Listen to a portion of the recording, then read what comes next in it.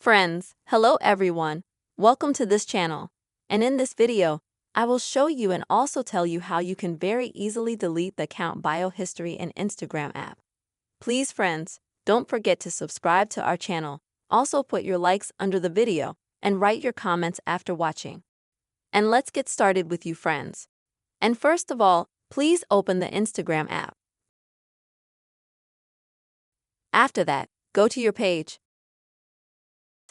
Then on the top right side, click on the three-bar sign to open the settings. In the settings, select your activity. Next, scroll down and select account history.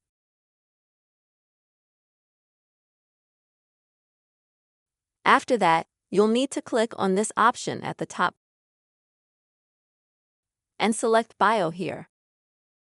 Click continue at the bottom.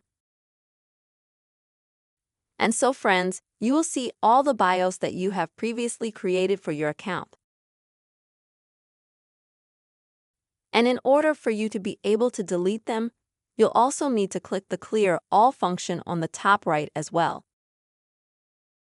And as you can see, right away the bio history will be deleted.